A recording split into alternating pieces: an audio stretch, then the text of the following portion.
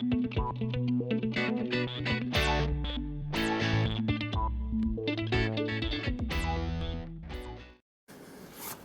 so this is set up exactly the same way as I do in the, I think it's the very first video I show you how to sharpen tools. Same distance, then the angle, it's quite an acute angle. That makes a difference to the size of the bead that you want to turn. So, turn this on.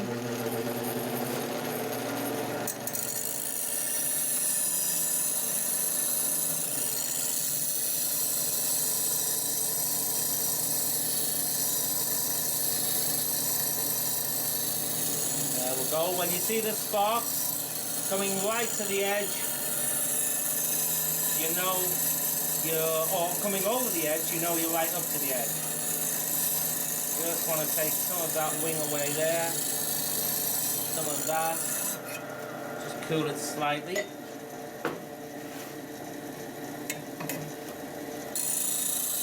Just take that wing away a little bit more on this side.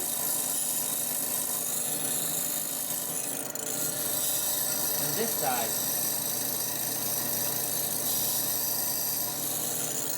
Whoops. Just blend that in. Okay, so the next stage, take the tool out.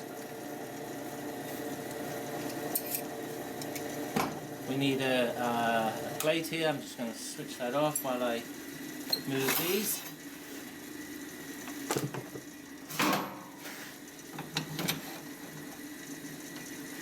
Just this angle. Is that right up to there? Then all we do is just push the tool, just grind it flat there. You will see it grind away and you will see the shape of the profile that you want to get. So switch that on.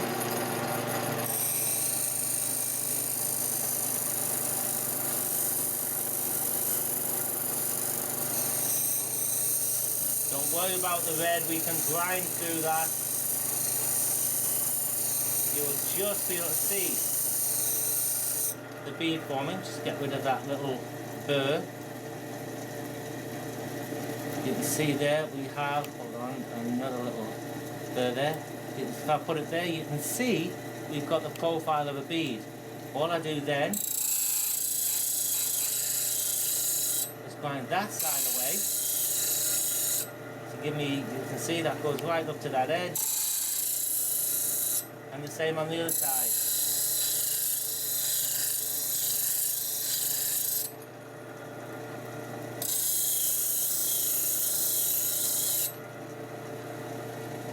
Again, that little burr will come off, but there you go. Basically a beading tool. We use it upside down like that. It's a negative rake and it'll form a perfect little bead. Okay, so let's go and use it. So that's the one we just ground up. It has a slightly deeper, because of the angle that I ground it at, it has a deeper bead there.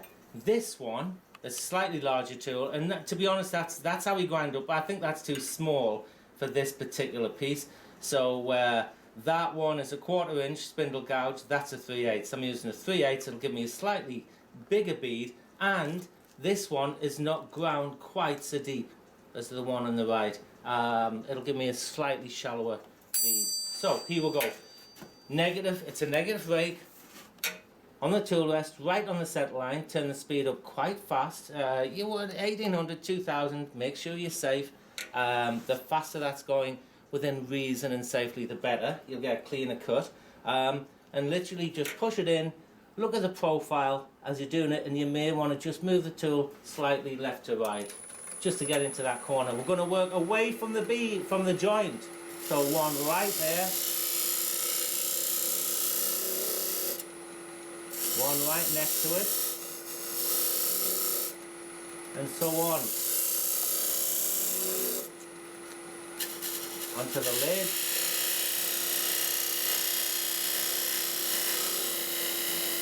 Blend that in nicely. Just clear those shavings so I can see what I'm doing.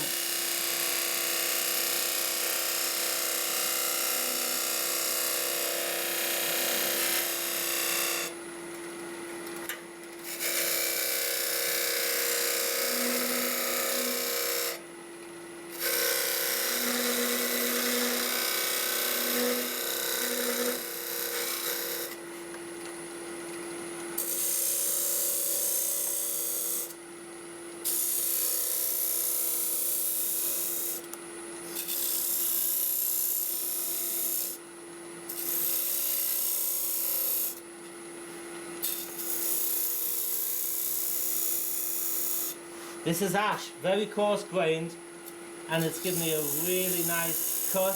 I can feel it. And finish.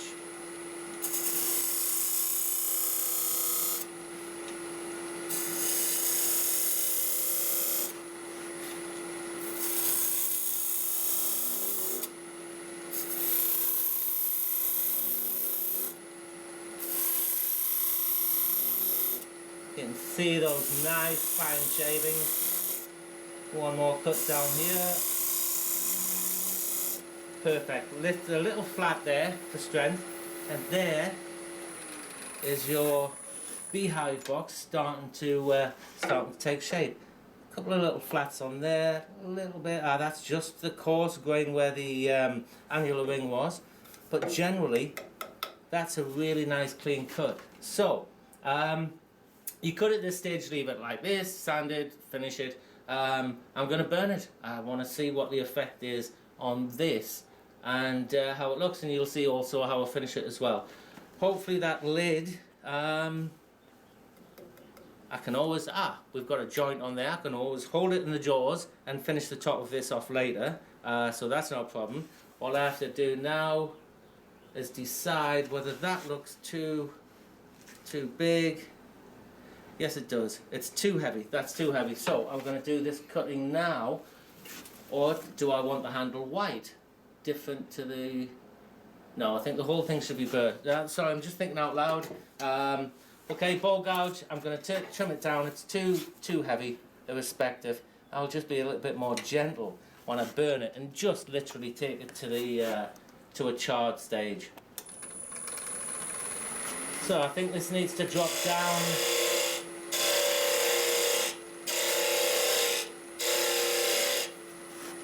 That's a better height. Just what would it be?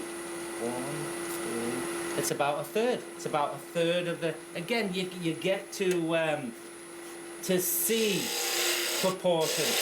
The more you turn, you build up a library of shapes and forms and proportions. You can tell whether it looks right or not.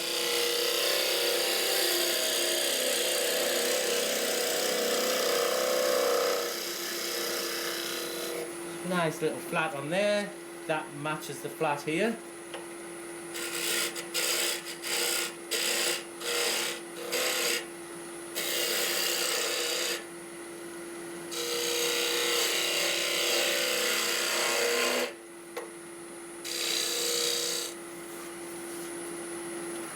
Okay, so let's burn it.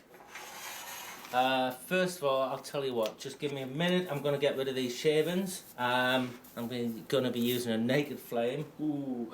So let's clear all the shavings out so there's no chance of any accidents whatsoever. 2 minutes. Okay, so we're set up. I'm using MAP gas. Mixture of acetylene and propane. That's why it's called it MAP gas. It's slightly hotter than the propane itself, the blue bottles. And I find I get a more even burn. So look, all I'm trying to do is to scorch the surface. I'm not trying to burn the heck out of it. I just want to scorch the surface, and then I'm going to use a brass brush, not a steel brush, which is gentler, more gentle on the grain. I'm just going to go with the grain and take away the excess burning where it burns the annular rings, and it'll leave me with a texture as well as the beading. Okay, so here we go. It's not on a harsh, this is adjustable. Press that in, stays on. Press that and it comes off. Adjustable, I haven't got it on a, it's not blasting, it's just hopefully enough to do the job.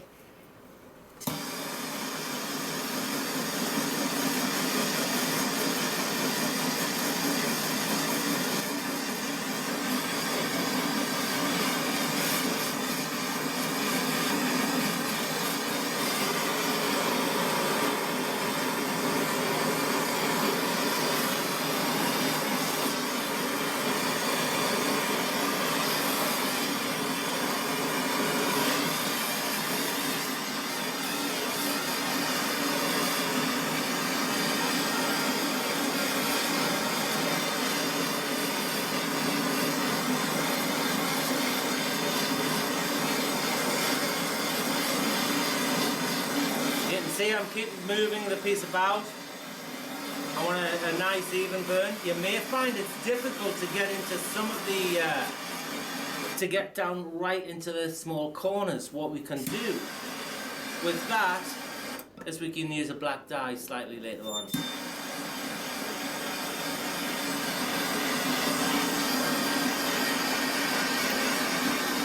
Right, it's getting to the stage where the surface is starting to crack slightly, and the annular rings are going red. That's what I want. So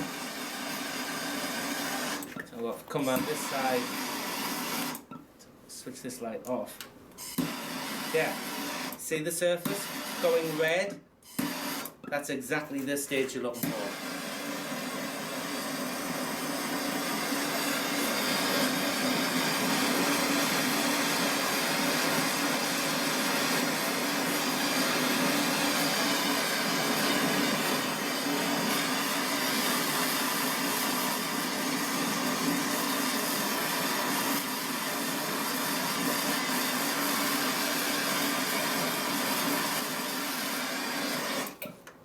That should be fine.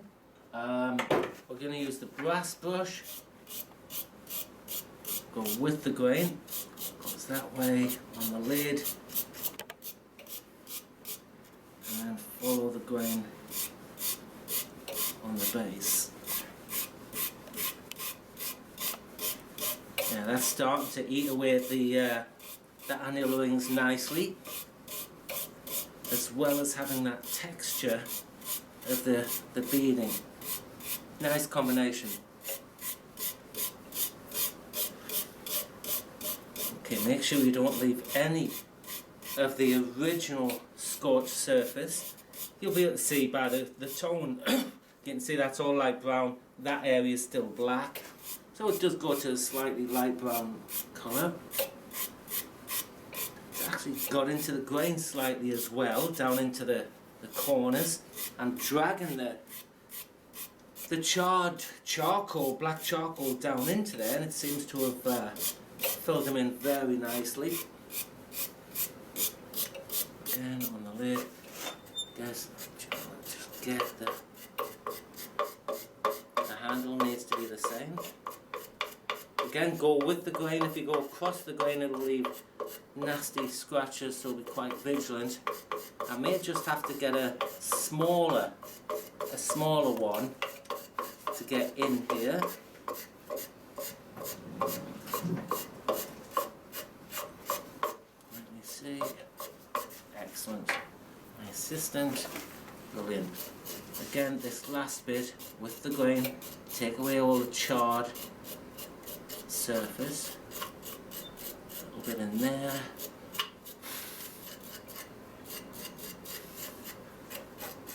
The top, we can maybe get that later. So now I'm going to put the finish on. I use, tell you what, we're going to stop for 1 minute because I didn't get this ready. Literally 30 seconds. Wait, less than 30 seconds. Excellent. So, Howard's Feed and Wax. I got it from Lowe's. Don't know if Home Depot has it.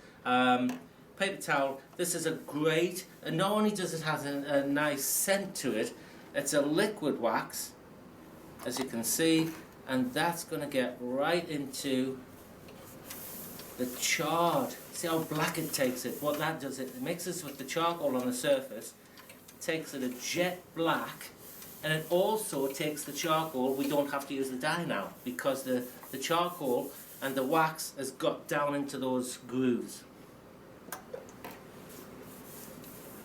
Don't be shy. Excuse me. Don't be shy. Get this right down into the grain.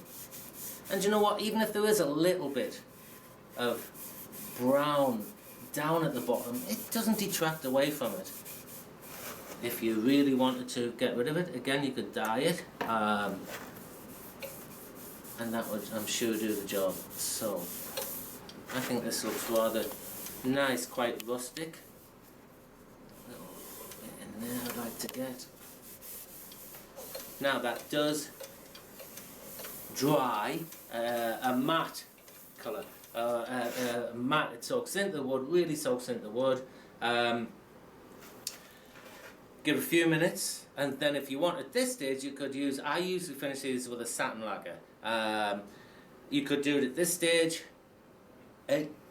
unless you're going to get it really dusty, which we're not, because all we really have to do now is finish off the bottom, hold it, finish off the bottom, maybe hold the lid, finish the lid, and we're golden. So, tell you what, I'm going to put some on now. It will protect it slightly. So, what I'm going to do now is just switch it on, take off the excess wax on the surface. There is a little bit.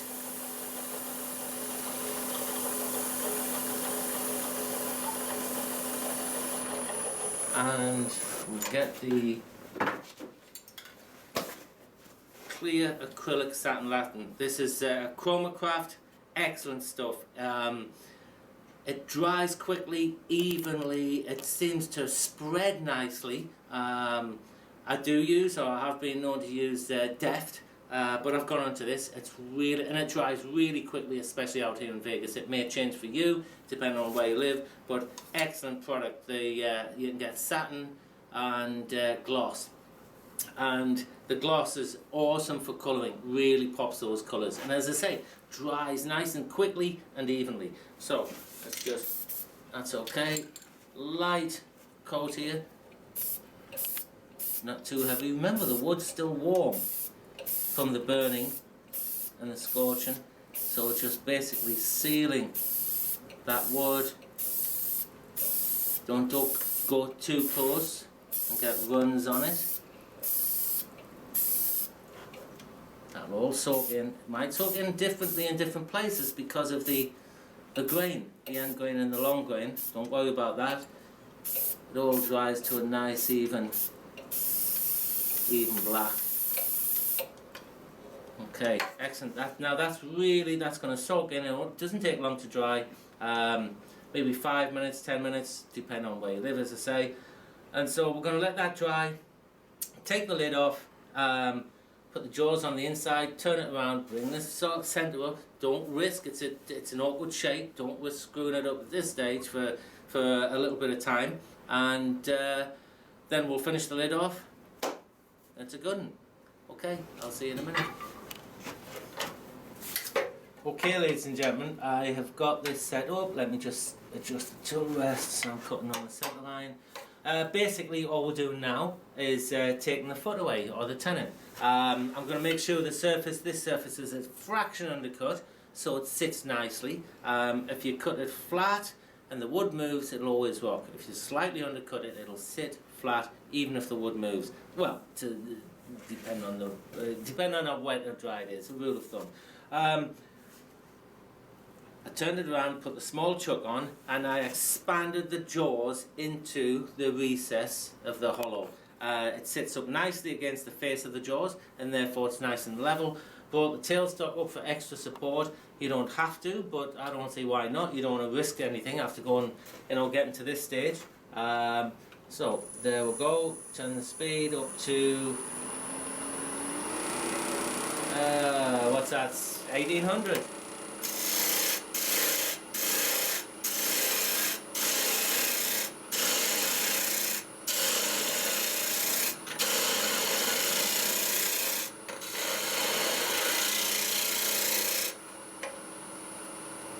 Draw cut right out here, clean this edge up.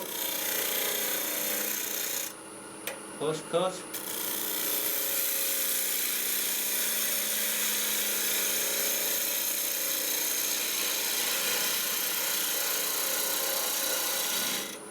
There we go, a couple of lines on there to adjust. Shade cut with the wing. Now, I'm going to switch this off. Now just double check that your chuck is tight before we ease that away. Move the tool rest over. Again, just hold in the middle. Oops, wrong one. This one, just double check. There we go, don't over tighten it. If it's thin, you might crack it or break it. So again, just be careful. And then now, small, really small, careful cuts. It's running a lot faster here than it is there, the peripheral speed. So don't try and take a big heavy cut because you can get a catch and just flick it out, because it's running much slower.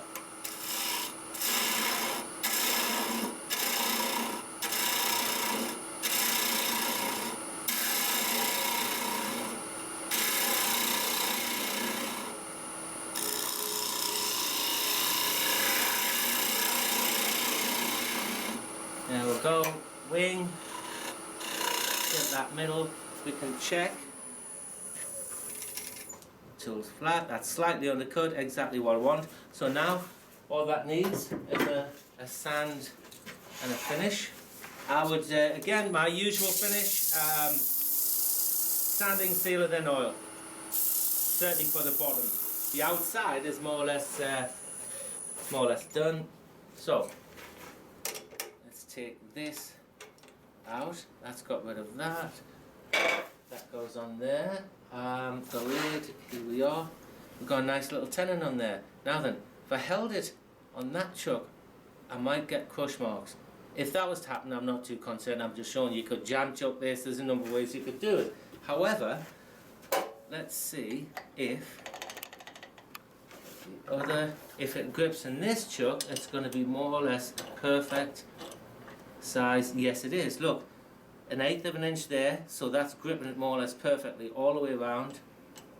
So we're going to take this chuck out, little tap to loosen that, put the spindle lock on, put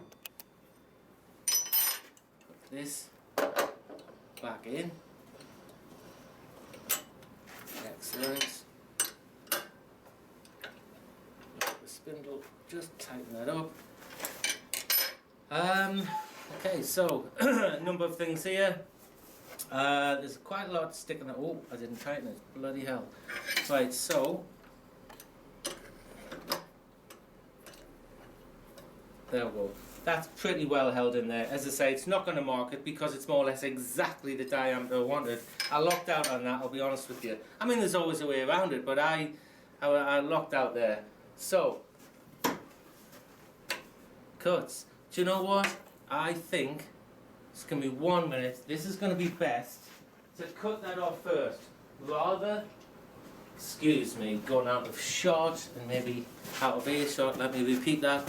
Rather than risk turning that, this is thinner here than it is there. If you've got a catch, it could snap there. Not a huge problem. You can make a separate handle, glue it in, you know, put tendon on it, glue it in. But why not do this first? Oh, you can see the whole thing moving. So I'm just going to take Japanese saw, cuts on the pull stroke. If I take a lot of this away now, it's going to be far less to do later. And again, it will be difficult. Everything matched up. You've just turned everything together. Like them old sayings, measure twice, cut once. So what I'm going to do, I don't want to bugger up my saw and hit the tool rest.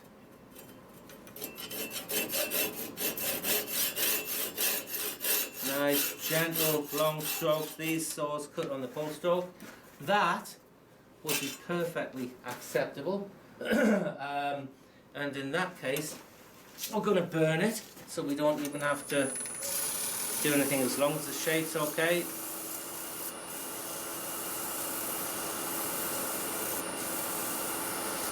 Then down to there.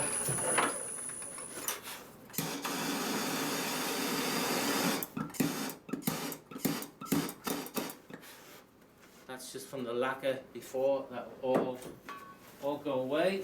Get your okay, so that's burnt, scorched. Everything's good on it. What I'm going to do now, just take this out. That's the way it goes. Not a mark on it. That was the perfect size, slightly hollowed out so we won't got too heavy lid. Let's bring this over, pop that onto there, pop that onto there. We've got a perfect fitting lid that doesn't come off unless of course you want to hold it and pull it off. You get that sucky pop I think that is a really cool little box. The idea came from, as I said earlier, one of our students turned the wood the wrong way. It was towards the end of the class, they were tired, and this is what we rescued it into. Great little piece. And in particular, learning how to make your own little beading tools. You can use old, they don't have to be new tools, they can be worn down tools, you only ever use them occasionally. Great little project, hope you enjoyed it, take care and see you later.